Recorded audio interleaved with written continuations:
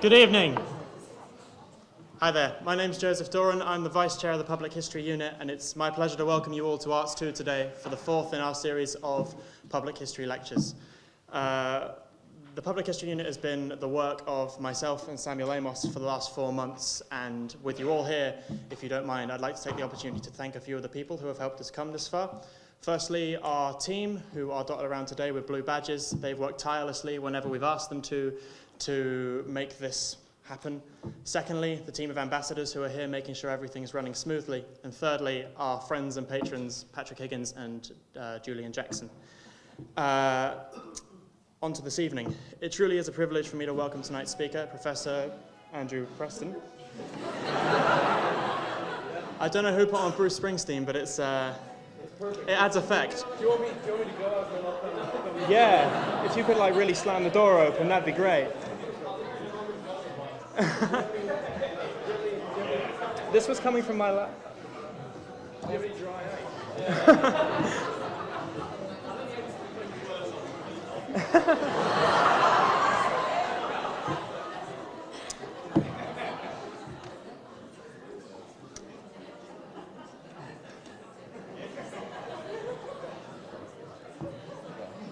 That was genuinely not intended, but it really added effect, so we'll go with it. Professor Preston is a professor of American history at Clare College at Cambridge. He specializes in the history of American foreign relations and has written extensively on the subject, most notably in his critically acclaimed book, Sword of the Spirit, Shield of Faith, Religion in American War and Diplomacy, which was a major study on the impact of religion on American foreign policy. With the proximity of this evening to the inauguration of the next President of the United States, he who shall not be named, it seems that there could be no more appropriate speaker nor subject matter than the presidency of Barack Obama, who we look ahead to his last day tomorrow. So I hope you'll all join me in welcoming Professor Andrew Preston.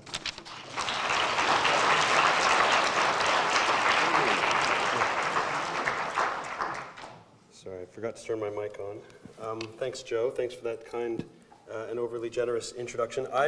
You're way too honest. I would have taken credit for that because it was the timing was perfect, and it was a perfect kind of song. I might actually, I jotted down a few notes. I might refer to it again in my lecture. I'd like to thank you all for coming tonight to hear me speak about something that you all, I'm sure, have a lot of knowledge about and a very strong opinion on. And so I'm looking forward to the Q&A and to hear your thoughts and to get your analysis as well. This is not like giving a lecture on your research, and if I was giving a lecture on my research, as narrow as it is, I'm pretty sure that I would be the person in the room that would know the most about the topic, but a topic like this, I'm not so sure. So I'm looking forward to that. So thanks to all of you for coming out. Thanks to the Public History Unit for putting this on, to the students who obviously put a great deal of effort into a pretty slick, and I mean that in the best possible way, a pretty efficient, well-run history society. It's from what I can tell so far, it's one of the best that I've encountered, and one of the most professional, and one of the most interesting. I'd like to thank Julian Jackson, and I'd especially like to thank my friend Patrick Higgins for arranging this and for initially suggesting this to me. When he invited me and suggested that I come speak a few days before the inauguration, this was before the election, this is when I thought we would be talking about the inauguration of the first female president. I thought that would be a fairly easy opportunity to assess Obama's legacy and the success of his presidency. I think that would have been much easier than now, whatever one's feelings about he who wasn't named in the introduction, but will be named several times by me, Donald Trump. And it wouldn't have been easier with Hillary Clinton simply because of one's feelings about Donald Trump, but because there would be a seamless transition, we'd be talking about continuity, we would be talking about Barack Obama's legacy in very, very different terms than we are now, and I'm going to come back to that as I give the lecture. But I would like to thank Patrick wherever he's sitting. Maybe he's not. Oh, he's right at the back. Sorry, hi Patrick. So thanks for inviting me for this splendid opportunity, and really to provide me with an opportunity to clarify my own thoughts about Barack Obama, about whom, as you'll be able to tell, I feel ambivalent, and I have a lot of admiration for, but I also think, well, you'll see as I go through the lecture. I'd like to begin with the story of a meeting that Barack Obama had in the summer of 2009 with 9 historians, 9 distinguished historians, some of them academics, some of them public historians, who he invited to the White House in order to discuss the presidency and what it meant to be a successful president, and especially what it meant to be a transformational president. And he asked these historians, how does one become a successful transformational president? How does one, as Obama put it to those historians, how does one, and I wasn't there, by the way, so this isn't any inside information. I got this, I do know people who were invited, and I've spoken to them, but this is all from some of the reporting that was going on at the time, although this was an off-the-record meeting. And what Obama wanted to know was, how does a president change, as he put it, the trajectory of American history? How does a president come in and enact his policies and make real his vision, because it is still his vision or him, and how does the president change American politics? How does he change shift the center of gravity either to the right or the left and get done what he wants done? And the historians did probably what I would have done and rack their brains and think of ways in which history could show Obama how to be a transformational president, to think of examples of previously transformational presidents. But one historian there said, Mr. President, you're asking the wrong question, or at least you're beginning with the wrong assumption. You shouldn't want to be a transformational president. He said the United States had only had only 2 transformational presidents in its history, Abraham Lincoln and Franklin Roosevelt. And their ability to be transformational came not from their innate political skills, as large as they were, but because they governed at a time of great turmoil and cataclysm. Lincoln, obviously, during the Civil War, and Franklin Roosevelt, I should have mentioned, sorry, Franklin D. Roosevelt during the Great Depression and into World War II. In other words, a president on his own can only do so much. Context matters, and there are a great number of constraints on any president, no matter how powerful he may seem to be when he takes the oath of office on Inauguration Day and is sworn in as president. There are institutional constraints in terms of Congress and the courts. There are political constraints, economic constraints, and global constraints. And the great question now, to which I obviously don't have an answer, I don't think anyone does, but everyone does have an opinion, and this is something I'd love to hear more about after the lecture, is to what extent are these constraints going to affect Donald Trump? What sort of president is Donald Trump going to be? And is he going to be a transformational president for better or worse? But Donald Trump isn't my subject tonight.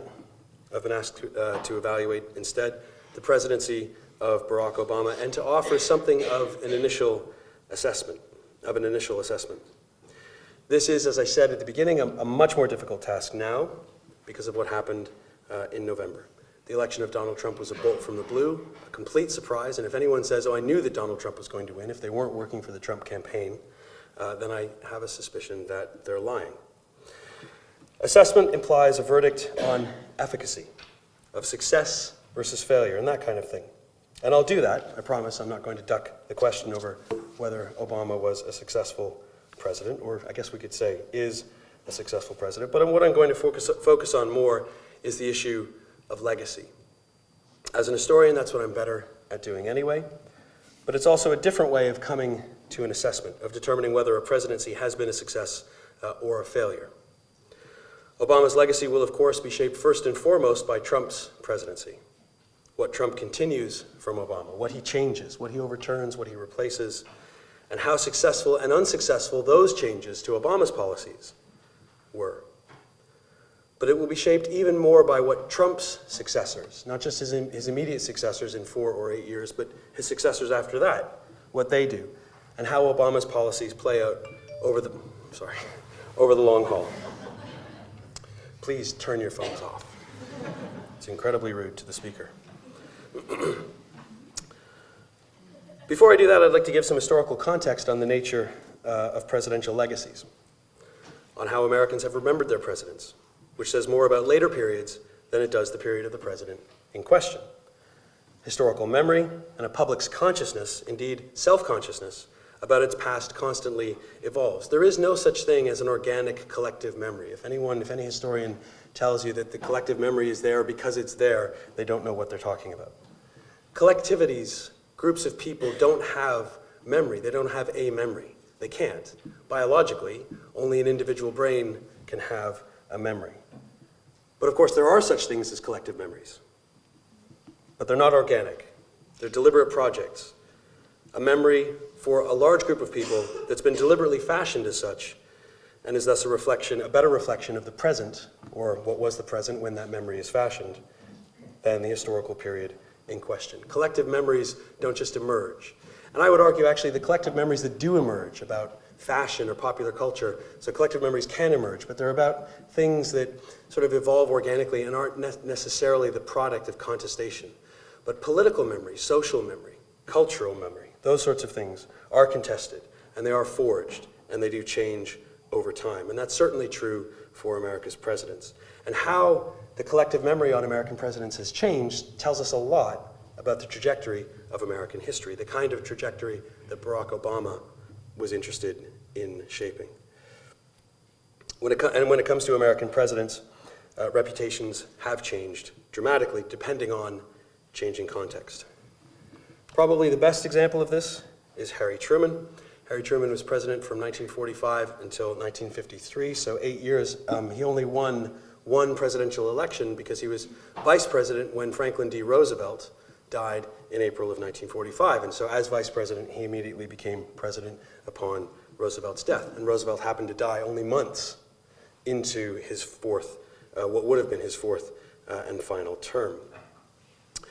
Truman was a remarkable politician, a senator from Missouri. He was always underestimated. You can probably get a sense of that from the painting, the official painting here.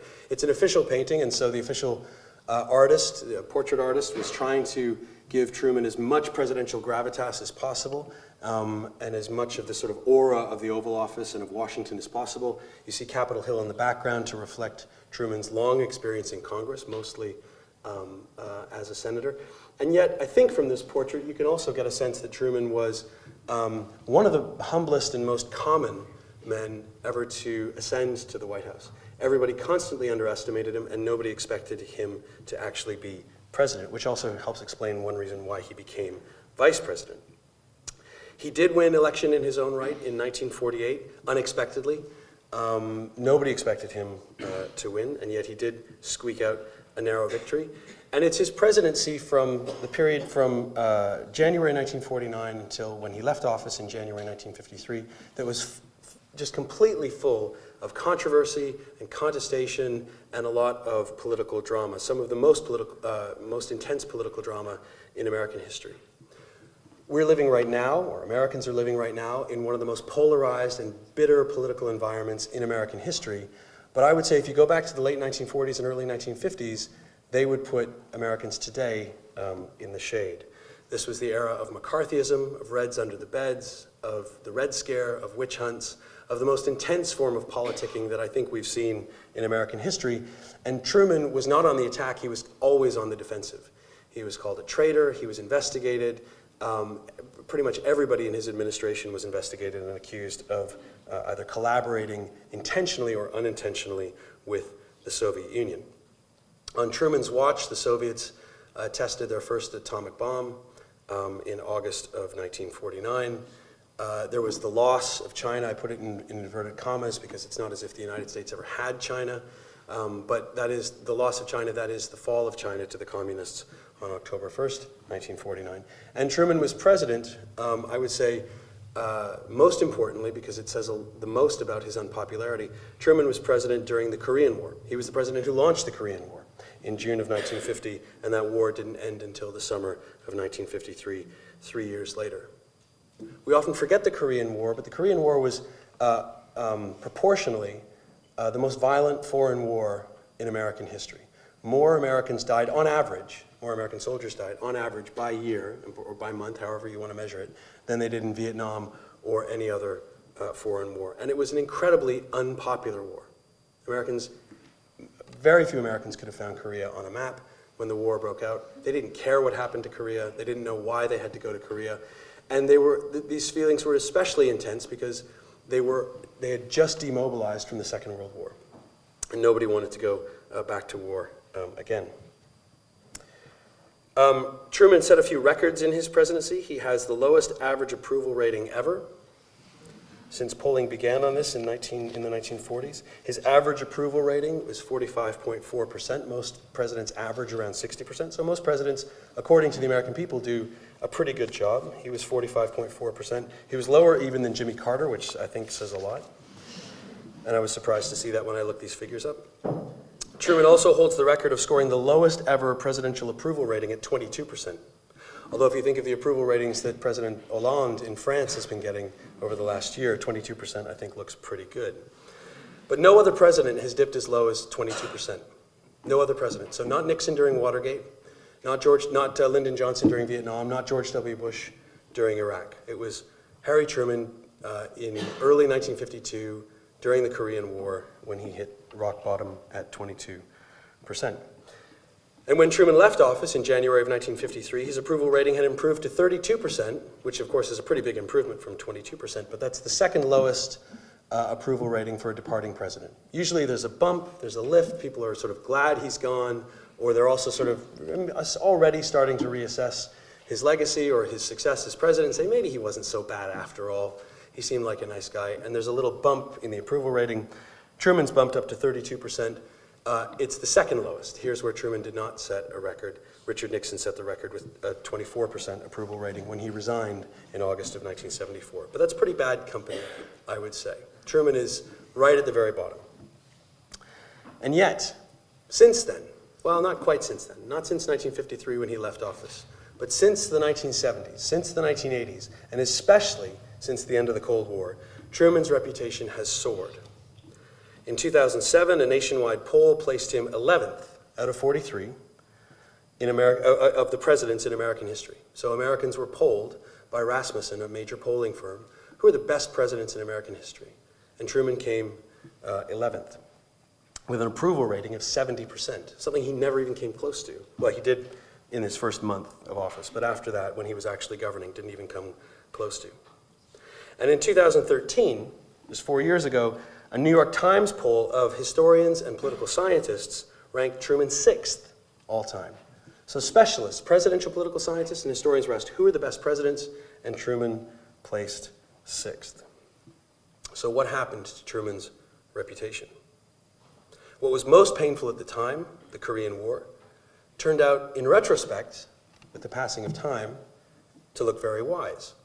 And I don't have to go into detail to explain why Truman's decision to defend South Korea in 1950 started to look good as South Korea became democratic, as it became very prosperous, and as it became a very steadfast American ally. And obviously what was happening north of the 38th parallel reinforced the good things that were happening in South Korea.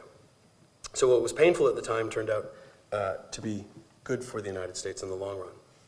What seemed dangerous at the time, communist espionage and subversion, faded from memory and then was widely accepted by the public to have been an hysterical overreaction, an exaggeration of a non-existent threat, completely over the top. What else happened? Truman's successors continued his policies. Dwight Eisenhower, who campaigned against pretty much everything Truman stood for in 1952, continued not only Truman's foreign policy in containment of the Soviet Union in the Cold War, but also most of Truman's domestic policies, which is quite astonishing, which vindicated Truman's record. And the presidents who followed Dwight Eisenhower, JFK, Lyndon Johnson, and others, looked to Truman and invoked Truman's memory, something that would have been inconceivable in 1950 or 1951. There's another example. I won't spend as much time on him because I'm in the interest of time, but it also reinforces the point. Another president who left after only a single term and left with a very, very unpopular record, and he lost re-election to Bill Clinton, is George H.W. Bush. This is Bush 41, Bush Sr., Bush the Elder, Bush the First. He's known by several names, but I think you know who the other George Bush is.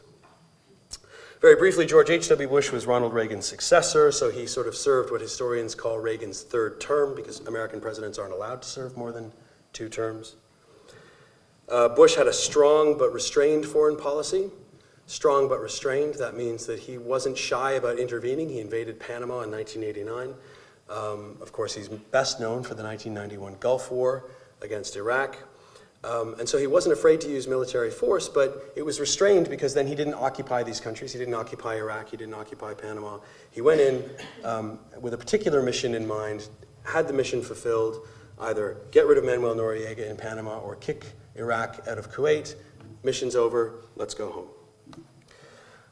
But thanks to Ronald Reagan's economic policies, Reaganomics, supply-side deficit spending, we know them by various terms, but thanks to Ronald Reagan's economic policies, George H.W. Bush, Bush Sr., inherited a total economic disaster. It was a sort of ticking time bomb that nobody saw in 1988 when Bush was elected, or in 1989.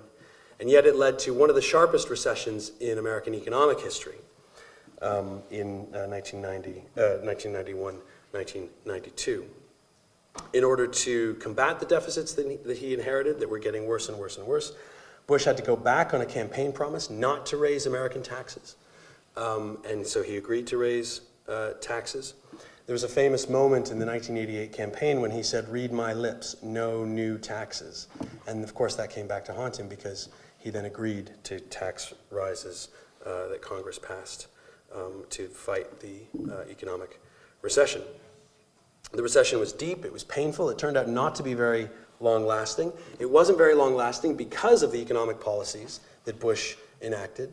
Some not totally radical austerity measures, but modest austerity measures combined with tax hikes, which then narrowed the deficit, started even to narrow the debt, not just the deficit.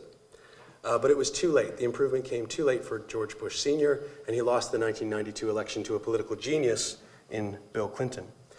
The painful irony for Bush Sr. was that he inherited a mess from Ronald Reagan, did the necessary dirty work to clean it up, the very unpopular things that nobody wanted but were absolutely necessary to get the economy back on the right track. He was punished for doing the right thing. Bill Clinton then won the election, and then the economy took off. And everyone thinks of the 1990s as Bill Clinton's economic miracle, but I would argue that it's very much, just as much, George Bush Sr.'s economic miracle. When George Bush Sr. left office, he was widely ridiculed. He was a figure of derision. He was a figure of fun. He was seen as pathetic. But now he's regarded as an extremely successful president, partly for what I just said, but also because of the fellow on the right, who is Bush 43, Bush II, Bush Jr., and that is George W. Bush, also known as Shrub. And it's his son's policies on a lot of the same issues, like the economy, and especially Iraq, that have, in retrospect, vindicated Bush 41, Bush Sr. And when Barack Obama has been asked who his favorite presidents are, or who his models are as president, it's Bush Sr. whom Obama invokes quite a bit. Not as much as Lincoln, not as much as FDR, but Obama has a lot of time for Bush 41, and a lot of Americans have much more time for him now than they did back in 1992. Bill Clinton has begun to move in the opposite direction. I won't go into detail in that, but when he left office, he was very, very popular, had some of the highest approval ratings on leaving office. It's incontestable that he would have won a third term if he was allowed to run for a third term. And yet now, because of what's happened since 2000, because America's in such an angry place and such a nasty place right now, domestically but also internationally, and a lot of it, people are starting to trace back to some of Clinton's policies. He didn't deliberately mean to sort of set the stage for a lot of bad things, but that's what's happened. A lot of people are now starting to blame Bill Clinton for setting America on a neoliberal path to things like deindustrialization and globalization, things that seemed fantastic in the 1990s and were centerpieces of the Clinton administration's policy, words that now, of course, are politically toxic, that then also led to growing inequality and an era of permanent war. So the point I'm making here is that legacies change. And how a president leaves office is almost never how his legacy continues. And Obama's legacy will surely change from his reputation as we know it today. But what about Obama himself? What about his presidency? Let's turn to him now and think about his presidency. Think about Obama as president through the lens of history. When Obama took office, he thought that the job would be relatively easy. He said, I can handle this job. I'm pretty smart, and I've got a vision, and I've got great people working for me, and I've got the whole country behind me, and I've got both houses of Congress in Democratic hands. You might call that hubris. I don't think of Obama as very hubristic by temperament or by nature. It looks hubristic now, but one could forgive him for thinking that in 2008, after he'd won the election. That actually things were looking pretty good, and he would be able to get the country moving in the direction he wanted to. That he would be able to bend the trajectory of American history, to bend, as Martin Luther King called it, the arc of history, in the direction that he wanted, in the way that Franklin Roosevelt or Ronald Reagan did, and I'll come back to them. And those are the two presidents who Obama looked to, not as ideological models, but, well, FDR he did, but certainly not Ronald Reagan, but as political models. How do you change American politics? And certainly when he, even before he took office, when he was running for office, he was incredibly popular, and people invested in him. All of you remember, I'm sure, just the hopes and the dreams and the excitement that Barack Obama generated.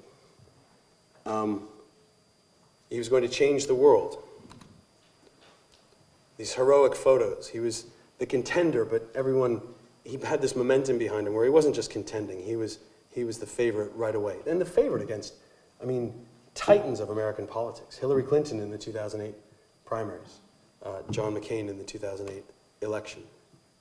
This kind of Star Wars-like cover on Rolling Stone, A New Hope. And the excitement that Obama generated among the young, although I don't think young people read Rolling Stone anymore, so maybe this is a bad example of how he had a following among young people. People loved Obama, and a lot of people still love Obama. But there was this early promise, this early hype. You remember the large set-piece speeches to 80 or 90,000 people. A major speech in Denver in 2008, the speech in Berlin in 2008 as well, when he was speaking to tens and tens and tens of thousands of people. Then he did win the presidency, and he beat John McCain, one of the major figures in American political history over the last 100 years. And of course, people did expect great things for him. That's kind of if I were Obama, I wouldn't be very happy with that painting myself. It's kind of a weird painting, but anyway, you get the point. The Obama era begins, big exclamation point, not coincidentally in the Hollywood issue. Obama had that luster, he had that appeal. He was a celebrity as a lot of as some American presidents are, as JFK was, as Ronald Reagan was, as Franklin Roosevelt was. The new face of 21st century American leadership. And I could put up 100 other magazine covers or other stories or those sorts of things to show just how popular he was and just how much confidence people had in him. Different groups claimed him as their own. It was easy for African Americans to claim him as their own, because he is African American. He's the first black president. Bill Clinton was always known as the first black president because he had a connection with the African American community. Barack Obama was actually the first black president. So it makes sense that African Americans claimed him as one of their own, but so did other groups. The first Jewish president. That's not the subject of the lecture. That is Obama has actually not been the first Jewish president, I would say. He's had a very complex relationship with American Jews and also with Israel that I'm going to touch on. He was the first gay president. Not because he was gay, or is gay rather, that I know of. This is being televised, right. Okay, so Obama was not gay, as far as I know. But he has been claimed for his, for changing his policies, for changing his mind on things like gay marriage, on same-sex marriage, and other policies. He's also the first gay president, perhaps, because no other president is getting covers like this. You wouldn't want to see Bill Clinton with his shirt off You certainly wouldn't want to see Richard Nixon or Lyndon Johnson with his shirt off there. Now, Obama, as I said, wanted to change the trajectory of American history. He wanted to change the arc of history. And he modeled himself, as I said, on two presidents in particular. One is Franklin Roosevelt, and this is one of my favorite Time magazine covers. It's a play on Franklin Roosevelt, the happy warrior of the New Deal, the man who told Americans the only thing they have to fear is fear itself, and told Americans that he would pull them out of the Depression with his New Deal. And he did, with a lot of help from World War II, but he did. And not only journalists and commentators like Peter Beinart, who wrote this cover story, his name's in the bottom corner there, not only pundits and experts saw him possibly as a new Roosevelt, Obama saw himself as a new Roosevelt, as a new FDR. And as I mentioned before, he also, and pundits saw him also perhaps as a new Ronald Reagan. Not because he shares Ronald Reagan's ideological conservatism or Reagan's hostility to the state as in to the government and to government power, but because both FDR and Ronald Reagan were realigning presidents. They realigned American politics. They completely changed American politics and turned it in the direction they wanted American politics to head. What both FDR and Reagan did was build governing coalitions. They took groups of people who previously weren't voting for the same party. In fact, groups of people whose interests were completely contradictory or completely antithetical, and got those groups of people voting for the same party, voting for the party of FDR or the party of Ronald Reagan. So in the case of Franklin Roosevelt, he got African Americans who hadn't voted Democratic until FDR. He got African Americans voting for the Democratic ticket, even though the Democrats at that time were the party of the South. They were the party of the Confederacy. They were the party of Jim Crow. They were the party of white supremacy. Now, that's not to say all Democrats were white supremacists, far from it, but the Democratic Party at the time was a very divided party with a huge minority but massively important Southern faction that kind of controlled the Democratic Party. Not in a conspiratorial way, but because they were cohesive, they were coherent, and they all voted the same way because they all agreed on the most important issue to them, which was racial segregation. So the Democrats were the party of the South, and the South was nicknamed the Solid South, always with a capital S on both the Solid and the South, because it was solidly Democratic. What FDR did was he took that sort of Jim Crow Democrat core and he started grafting onto it groups of people who those Jim Crow Democrats hated. African Americans, Roman Catholics, Jews, labor unions, all those sorts of things. And he all got them marching in the same direction and voting for the same party. And if you do that, of course, you've just created an unstoppable political juggernaut, a machine that will win election after election after election after election and shift the gravity of American politics. From Abraham Lincoln when he won his first election in 1860 until 1932, not including FDR's victory in 1932, that's 72 years, only 2 Democrats won the White House. So Republicans governed for all but 16 of those 72 years. After FDR, from 1932 up to 1968, when there was another moment of realignment, a period of 36 years, only 1 Republican won the White House, and that was Dwight Eisenhower. Then there was a period of realignment between 1968 and 1980, where America was kind of in the similar position that it's in now. Economic crisis, foreign policy crises, and uncertainty, drift, malaise, a lot of very bitter partisanship.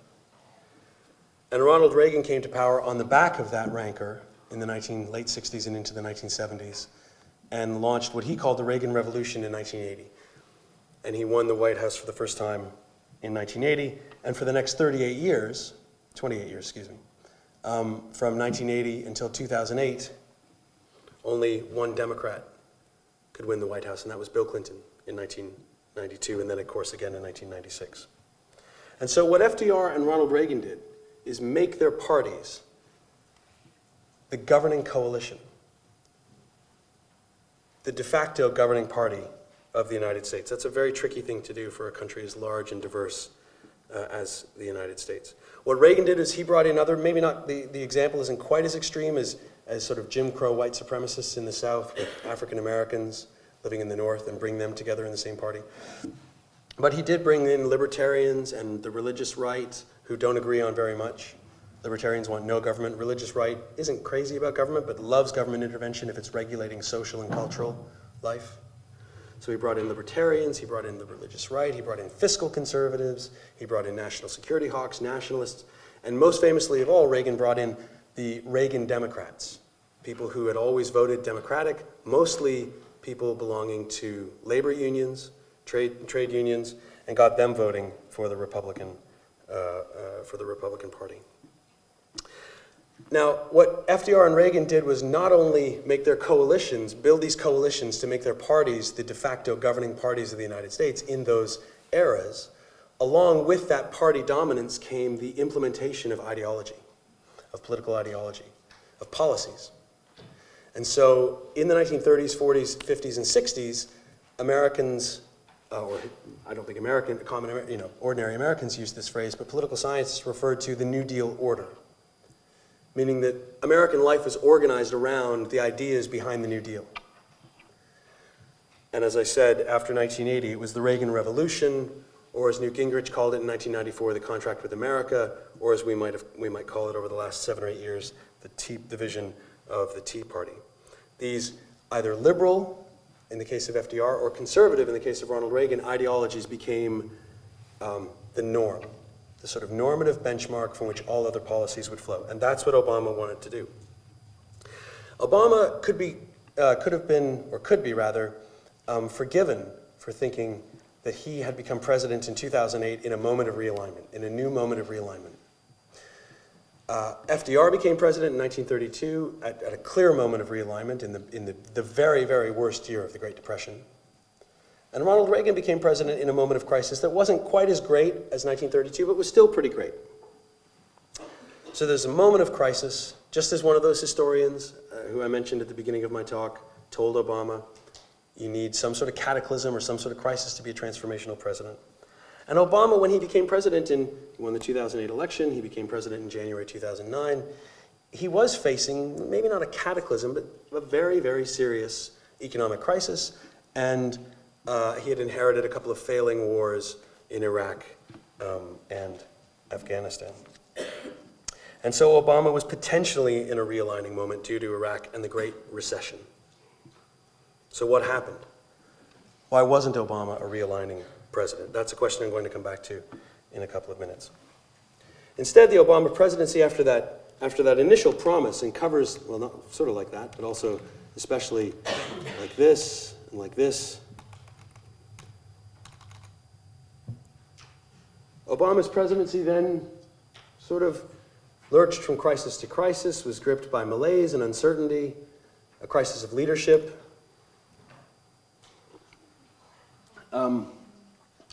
To be fair to Obama, the cover article here is written by somebody who had no love for Obama at all, and Neil Ferguson. I'm sure who's a very interesting historian. I'm sure a lot of you have read his work in some of your courses here.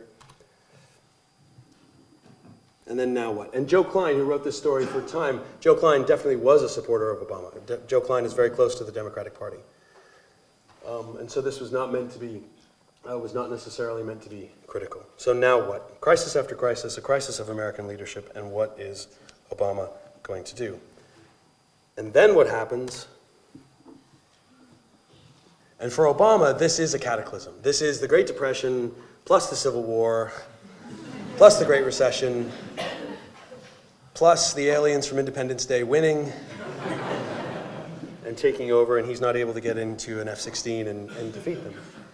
This is Obama's worst nightmare, no matter what he'll tell you, and no matter the brave face that he had when he met Trump in the White House. This is his cataclysm, but he's not president anymore, and he can't deal with this cataclysm in blonde. Obama's contrasting reactions to the elections of 2008 and 2016 say it all.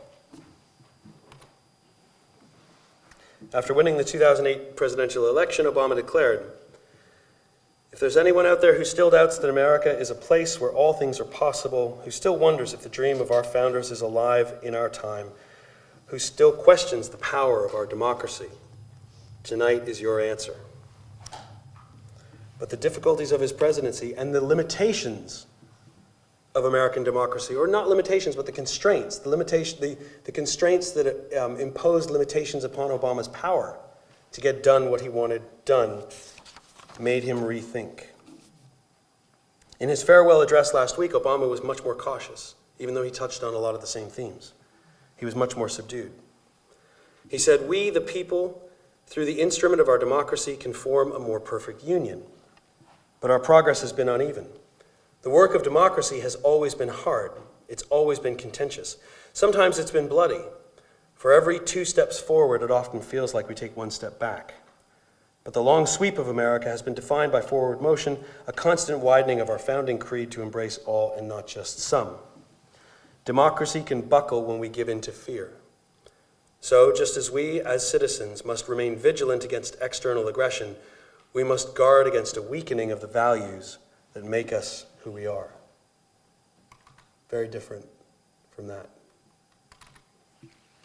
And if I could put in a plug for a book, it's not my own book, but by an historian at Harvard named James T. Kloppenberg. It's called Reading Obama. It came out at the beginning of the Obama presidency, but it's a wonderful book. It's the smartest book that I've read, or smartest treatment of book, article, whatever form, of Obama's ideas and where his ideas have come from and what he wanted to do with the presidency in terms of implementing his ideas. James T. Kloppenberg, Reading Obama. So if anything, a major theme of Obama's presidency, something that I think Obama himself would acknowledge, has been dashed expectations and potential unfulfilled. His presidency has been one of struggle, not of triumph. And from those heroic poses on magazines, these are now much more common, these sorts of, where Obama's sitting in the Oval Office thinking about this probably.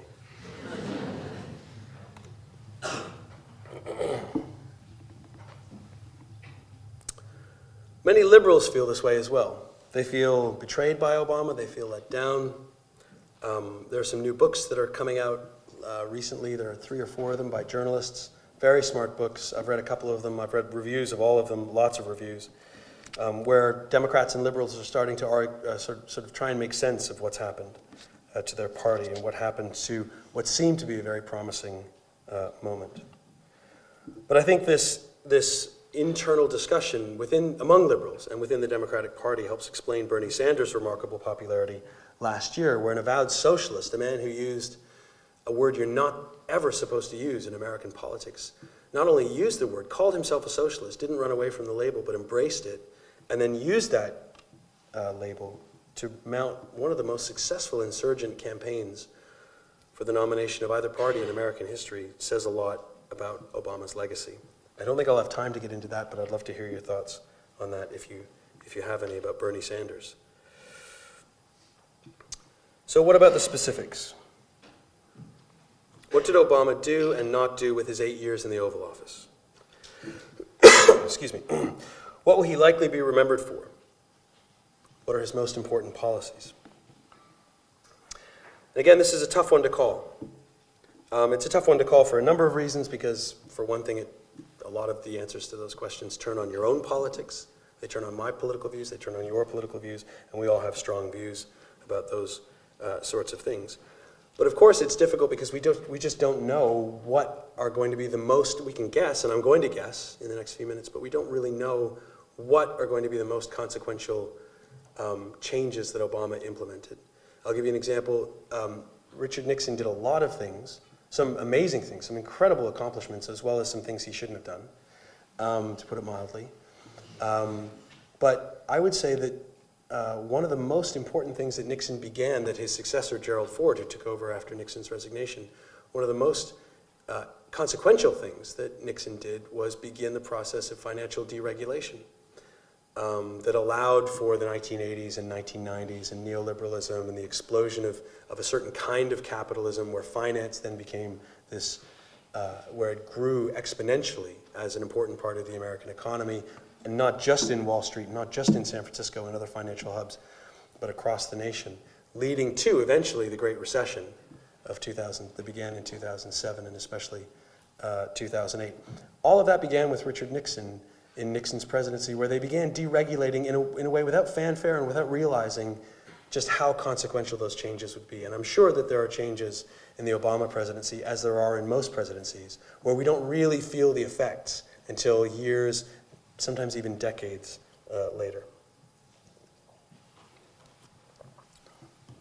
Still, from our standpoint today, there are clearly some significant measures, as well as some shortcomings. And I'm just going to sort of go through some of them and fairly quickly, and then spend a little bit of time on the subject I know best, which is best in relation to what I know, not what everyone else knows, but is foreign policy. Obama's signature policy, of course, is Obamacare, the Affordable Care Act, which brought health care to millions of people. It was bipartisan. No matter what any conservative will say, Obama drew on ideas from the ultra-conservative Heritage Foundation, a think tank in Washington. And then on Mitt Romney's, his opponent in 2012, Mitt Romney's plan, when Romney was governor of Massachusetts, which was a kind of based on a mix of public and private health care, a classic hybrid.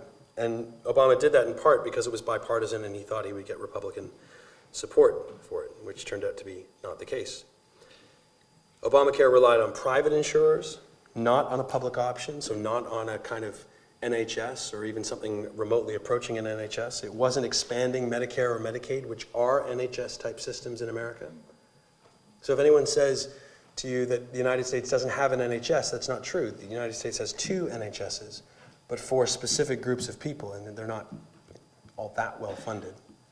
But Medicaid is for the poor, and Medicare is for the elderly. But those are direct government health care programs that began under Lyndon Johnson's Great Society. Obamacare had a very difficult rollout in 2010 because of its online system, which crashed and failed and couldn't handle.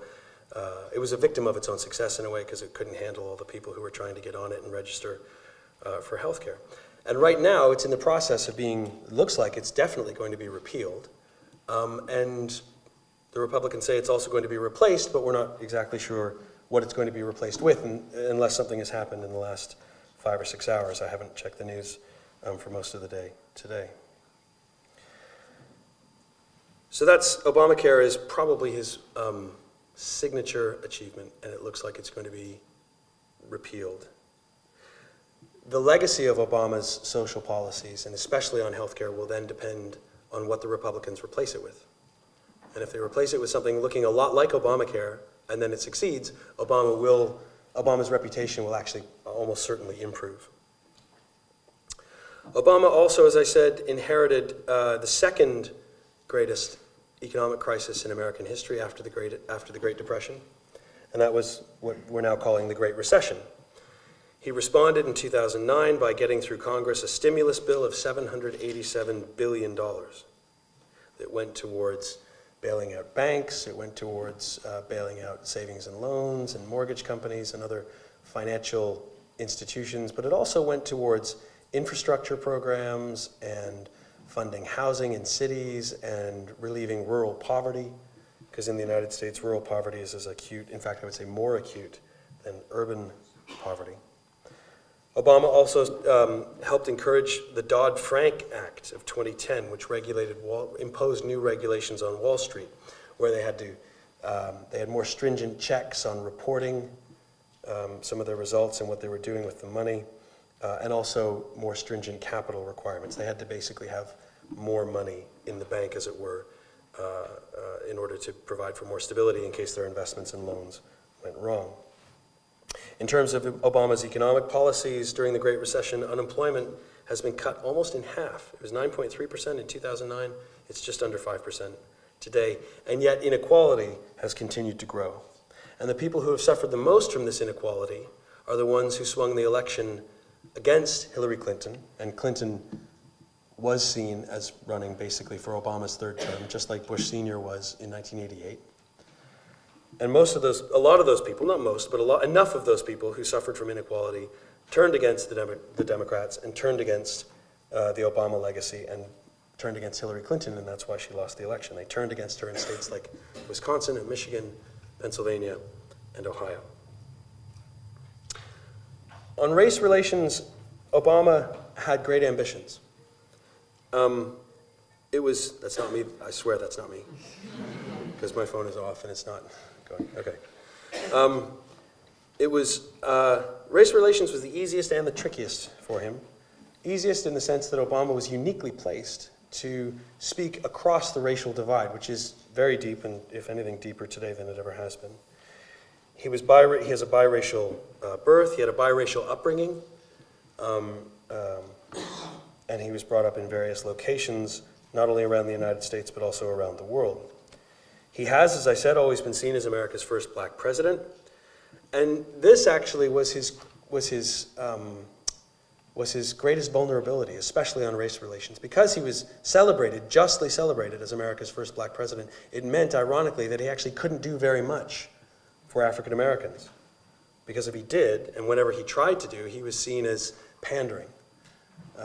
And he was seen as catering to a special interest. And the record on race relations, I don't have to go into a whole lot of detail, and I don't have time to anyway, is, to put it mildly, mixed. You've all seen the headlines from the last 2 years, 3 years. Race relations are not in a very good place in the United States right now. And by some measurements, in terms of the contention we see, the violence that we see, the animosity we see, and the levels of segregation, we're back to the 1960s. And yet, we have something that we didn't see in the 1960s, and that is a thriving black middle class. And so what we've seen is inequality has grown not just among Americans broadly, and certainly not just among whites, but also among blacks. So it's a mixed record. Guns. This is what Obama himself almost certainly feels is his greatest failing. Now, he's said that himself several times, that he hasn't been able to do more on gun control. In truth, here's where I would give him a wide berth and cut him a lot of slack, because it's hardly his fault. He hasn't been able to do much because of the other two branches of government. Congress refuses to pass anything coming anywhere close to gun control, and the courts have upheld Second Amendment rights pretty much down the line over the last 10 or 15 years. 6 of the 10 deadliest mass shootings in U.S. history have occurred during the Obama presidency. I didn't know that until this lecture. I was doing research for this lecture. I looked up the figures, and I could not believe it. Now, that's not Obama's fault. I'm not for a second, blaming Obama for that. Of course not. What it has to do with, I would guess, is the fact that semi-automatic and fully automatic rifles are much easier to get with fewer checks. This is where the courts come into it, and also Congress, than they ever have been in American history. 6 of the 10 deadliest mass shootings in U.S. history, including Orlando last year, where 50 people were killed in that nightclub. That's the worst civilian mass shooting in American history. And perhaps the most tragic, and the one that I think affected Obama the most, which is in Newtown, Connecticut, when 20 children aged 6 or 7, plus 6 of their teachers, were gunned down at Sandy Hook Elementary School. On climate change, he has a mixed record.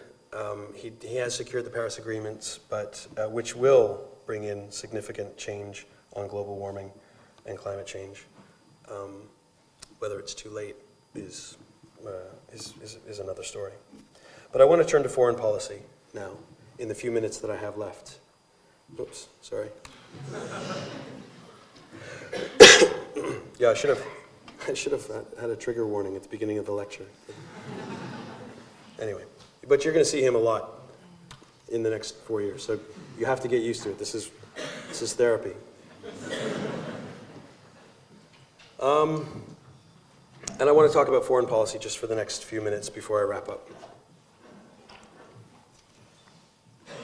It's on foreign policy where presidential legacies are mostly forged. This is where they're made, for good or bad, along with the economy, but I would say especially on foreign policy. Because unlike in domestic affairs, the president is supreme in foreign policy. Sometimes foreign policy can come to a president's rescue, and it's historians, even the most liberal historians now agree that the New Deal didn't end the Depression. World War II ended the Depression, and actually World War II kind of rescued the New Deal because the New Deal wasn't getting the job done. And the World War II being the greatest stimulus, economic stimulus package, government stimulus package in world history.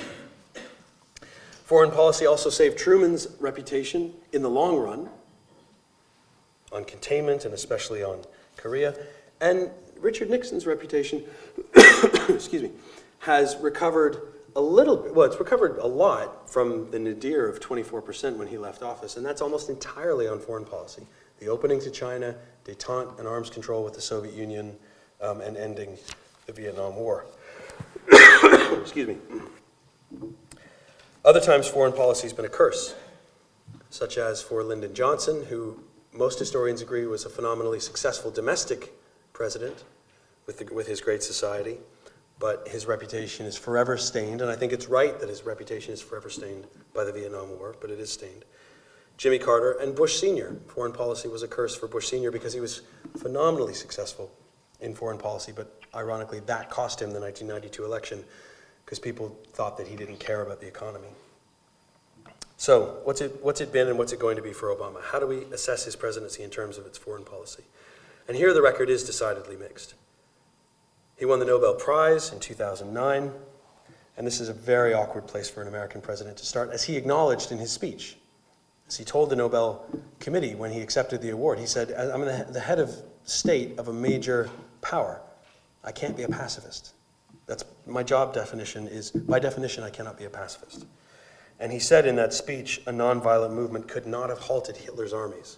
As people in the Nobel audience squirmed in their seats. Obama is a type of realist.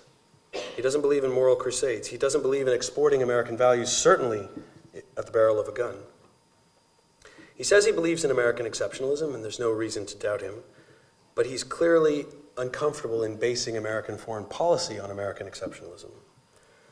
Trump is another type of realist, but he's a nationalist, and I don't mean that as an epithet, but he's much more nationalistic, he's much more unilateralist than Obama.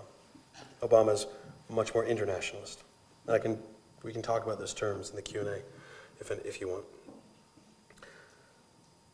Obama hasn't seemed to put a whole lot of stock in America's regulatory role in maintaining world order, which began with Franklin Roosevelt when he proclaimed not just the New Deal, but then in the 1940s during the war that he wanted to launch a New Deal for the world and have American power underpin world stability. And then that New Deal for the world was then deepened by Truman and every president after Truman, all the way up to Barack Obama. And it's that role, that American role, for better or worse, and a lot of mistakes have come with that regulatory role of maintaining world order, such as the war in Vietnam and the war in Iraq. But for better or worse, that's been America's role. That's something that's also an open question now with a Trump presidency, whether Trump is going to do that. And Obama backed off that role somewhat, that regulatory role. Now this photo here is, as it says, when Osama bin Laden was killed in his compound in Pakistan. This is Obama's national security team following by a video link that was on the armor of the Navy SEALs who went into the bin Laden compound. There's Joe Biden on the left, there's Bob Gates here on the right in the corner, Secretary of Defense. That's Hillary Clinton, obviously, with her hand over her mouth. That's what makes this photo so famous, is Clinton's reaction. She says she was yawning. She wasn't gasping, but of course, what makes the picture is that it looks like she's gasping. And of course, everyone's leaning in to see what's going on. But it says a lot about Obama. It says a lot about Obama that he is literally off in the corner. And I can't think of another president who would have allowed himself to be photographed, because this is an official White House photographer who's taking this picture. This isn't some tourist, with a phone who happens to be walking by, catching him off guard. He is literally in the corner, slinking down. Most presidents, knowing they'd be photographed, would be where the guy with all the ribbons is, right in the middle. the center of the action. And when people first saw this photo, most people's first reaction was, where's Obama? Because he's not anywhere in the center of a picture. And if this was a Velázquez painting or something like that, you have this great cast of characters, Obama would be considered where he is, by virtue of where he is in the painting, he would be a minor figure. Leading from behind is a phrase that comes not from Obama, but from a member of his administration during the overthrow of Gaddafi in Libya in 2011. That America would lead from behind, let others take the lead. And this picture, to me, seems to sum it all up. Now, to be fair to Obama and his foreign policy, he inherited a complete and total mess from his predecessor, from George W. Bush.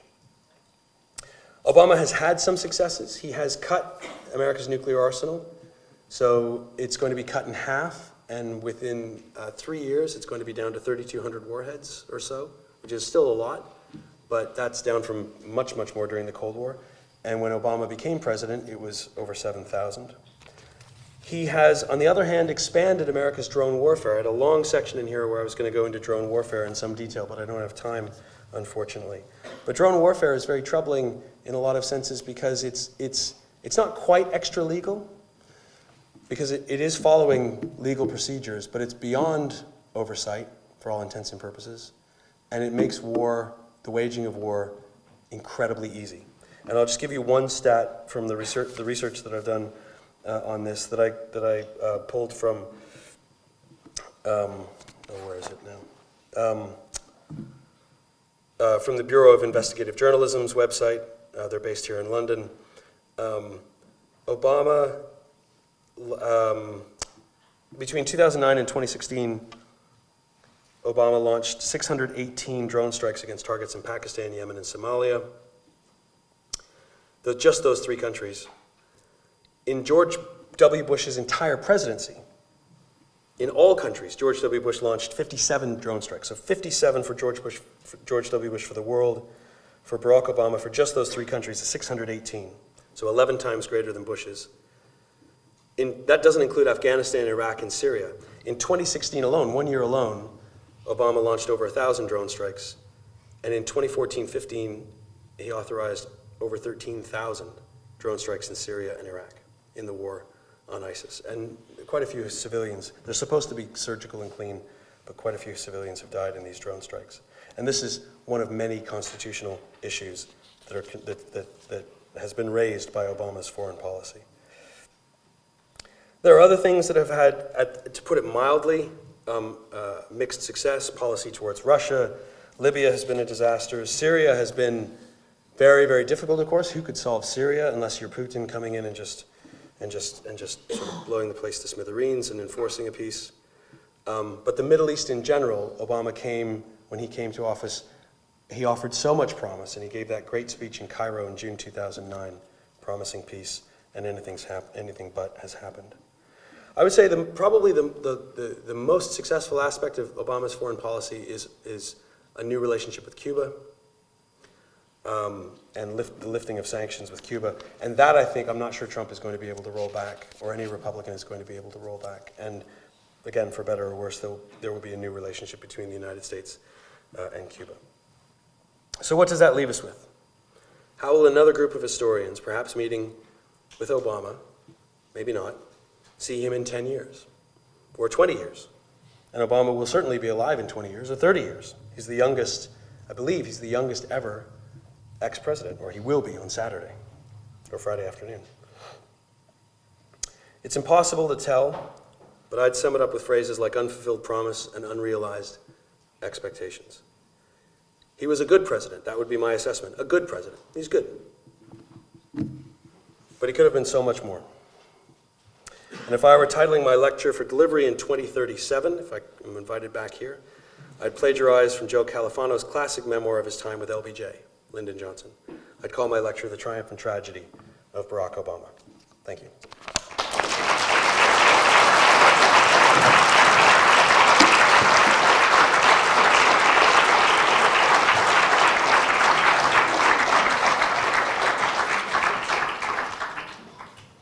thank you very much to Andrew. We'll be taking a few questions, which Max and Sam will be coming and getting. So if you'd like to raise your hand, if you'd like to ask anything, we'll get to you as many of you as we can.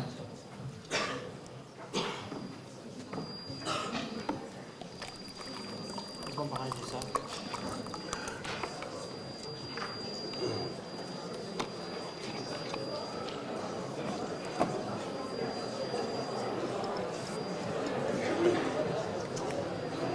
Do we have a question over here? Oh, sorry. Your question. Yeah, go ahead. I find it incredibly difficult to share your assessment of Obama's foreign policy. I mean, if you look at his relationship with Israel, it's massively deteriorated under his presidency. I mean, the Iran nuclear deal, even in 2012, when Netanyahu came to Congress and gave a speech without actually going to the White House and meeting Obama face to face, it's very difficult to see that. And I know that I get what Obama was trying to do. He was trying to be accommodating, trying to broker peace between in the Middle East and between Palestine and Israel. But even the recent decision in the UN not to kind of veto this whole policy, it's led to a lot of, I think, deep-rooted issues in America, especially when it comes to the Republican Party. And I think in terms of foreign policy, I think that's one of the things that Trump was able to succeed in, and that's why he won over a lot of hawkish Republicans, is that idea that he's going to protect and defend that relationship with Israel. So it's kind of difficult to share that assessment, even though Clinton did try to kind of show that she was still a friend of Israel. I think Obama massively paved the way for the Trump presidency in terms of foreign policy. I wouldn't disagree with that at all. Do you think I was being too hard on Obama or too soft on Obama? I think you're trying to be fair, but I think a harsher assessment was necessary. Was necessary. Yeah. And a harsher, and I will answer your question, I promise, but a harsher assessment because Obama should have been harder on Israel or softer on Israel? I think in terms of his foreign policy in general, he was more of a dove than a hawk. And I think it's difficult after, I understand Claire's position he was placed in after Bush, but I think if Obama had been a lot more assertive in his foreign policy decision and kept America as like the world's policeman, the massive volatility and political instability that we see in the world today probably wouldn't have happened. I wouldn't disagree with, I think you're putting a lot on Obama, and of course he is the president of the United States, but I don't necessarily disagree with you. I would put it the only thing I would put it slightly differently, and I was running out of time, I did sort of dance over some pretty complex things. I would say, how I would put it differently is not that Obama was necessarily a dove, because he wasn't a dove in a lot of senses, in terms of his use of drones, but also he's redeployed forces to Iraq. He authorized a surge in Afghanistan. But I take the point. What I would say, and I don't think it necessarily contradicts or disagrees with what you're saying, but what Obama was very poor at was managing relations. And he was very poor at doing it, both at home and abroad. He was very poor at doing the symbolic stuff, reaching out to people, meeting with congressmen and congresswomen, meeting with foreign allies, hearing their boring stories and asking about their kids and asking what's going on in their districts or in their countries. He let a lot of relationships drift. And what he also did a couple of times was go, and something I didn't mention, which of course is one of the things his presidency is going to be most famous for, is he would stake positions and then not follow them up. So the red line in Syria is the most, now I have my own views on Syria, and you all have your own views on Syria, but if you're the leader of a major country and you say you're going to do something, and then the adversary goes ahead and does it, and then you don't follow it up, it's catastrophic for American power, and maybe you rejoice at that. But if you're the person trying to maintain that power, you can't do it. The Asian pivot is another example. He went to Australia, to the Australian Parliament. He's worried about the rise of China. He says America's going to pivot away from the Middle East towards Asia, and it just didn't happen. And so this sort of gets back to sort of my theme of unfulfilled promises or unrealized expectations. He would set out a lot of these expectations, and then they were just too ambitious, or he just wouldn't do what it took to follow through. And I think you can apply that to all sorts of things. I'd end with this. On the Iran deal, I think we do disagree. And the new Secretary of Defense, James Mattis, and others have said this. Mike Flynn is different, the new National Security Advisor. But it looks like most of the incoming Trump national security team are proving what political scientists call the stickiness of institutions or of agreements, where no matter how unpopular they are, once you enact policies, and we're going to find this out with Obamacare, it's a sort of laboratory test case for political science theory, how sticky these institutions actually are. But it also applies to treaties and to trade deals and that sort of thing, that once they're in place and once they have a life of their own, and once they have stakeholders, right, once people literally buy into it, it's very difficult to undo, very difficult to sort of, and so the Iran deal, I know Trump says, and he's started to pull back from it, right, how much he's going to get rid of it. The worst deal he ever saw, he started hinting that, I don't know if there's a whole lot I can do about it, that kind of thing. And a lot of people in the Middle East don't want that deal undone. People who are also a lot of America's Arab allies were very critical of that deal. And yet now that it's in place and it's held, and so everyone now fears, well, what happens if you undo it? What's going to happen? So the Iran deal, I think, actually might be, if I had time, I would have got to it. That might be one of Obama's, 20 or 30 years from now, people might be saying, wow, what a fantastic achievement. Yes? I'm curious, on domestic policies, you give him credit for Obamacare, good or bad, but on gun... It is called Obamacare. But I understand, but that's more nomenclature. It was congressional laws. He didn't pass anything. The same thing goes with guns. Like you said, with gun control, that was Congress and the courts. So how much do we give him too much credit, perhaps, for some things, since he is just one of the three branches, just the top part of the branch? It's a great question. The president can't really do anything, any president. So we talk about FDR's New Deal. But of course, Congress had to pass all that legislation, all the alphabet agencies that were created, all the regulatory bodies that were created. Congress has to pass that. The president is the chief executive. He executes the law. Congress passes the law. So you're absolutely right. Lyndon Johnson's Great Society, Reagan's Reagan Revolution in terms of cutting taxes and deregulation. There's only so much a president can do. When I said that George W. Bush got in trouble for betraying a campaign promise, read my lips, no new taxes, he didn't raise taxes. Congress raised taxes. He just didn't then veto them. He agreed to them. But we do know them as FDR's New Deal and as Lyndon Johnson's Great Society. And we do know it as the Reagan Revolution, and we do remember Bush's promise on taxes. And that's because the president sets an agenda and then works with Congress in order to pass the agenda. And it is the president's agenda. And he has to work with his congressional allies and so on and so forth to do that. But he can only do that if he has majorities in Congress. And Obama had those majorities for only 2 of his 8 years. In 2009, 10, and until January of 2011, the Democrats controlled the House and the Senate. And even then it was a fight, right? Even then Obamacare was very difficult to pass. And that's why it's a big sort of hodgepodge fudge of various things. That's why it's a compromise. Same with the stimulus bill. Same with all sorts of things. And he couldn't do anything on guns because even with that Democratic majority, he couldn't get anything done. I do wonder if Sandy Hook had happened when the Democrats had a majority, if something would have been done, but who knows. But I take the point. And to go back to the first question, Obama was not very good at doing the stuff that Lyndon Johnson loved doing, right? Meeting someone in the cloakroom and talking with them, getting in the car, getting on the phone. Johnson had several phones.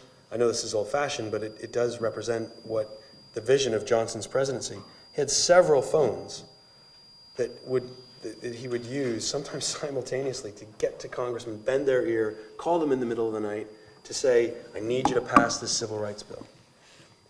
John Kennedy introduced the Civil Rights Act into Congress. Couldn't get it passed because he was like Obama.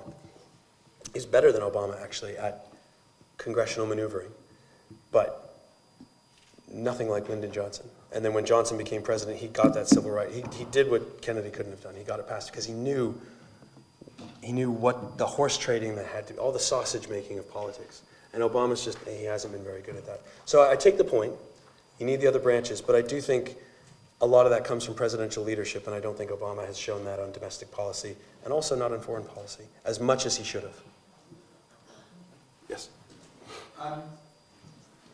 Just wondering, you said that Obama wasn't as good at negotiating or meeting with members of Congress, and you compared to Johnson, but all of Johnson's signature legislation happened before the '66 midterm. Yeah, that's right. Almost all. I mean, some happened afterwards, but yeah.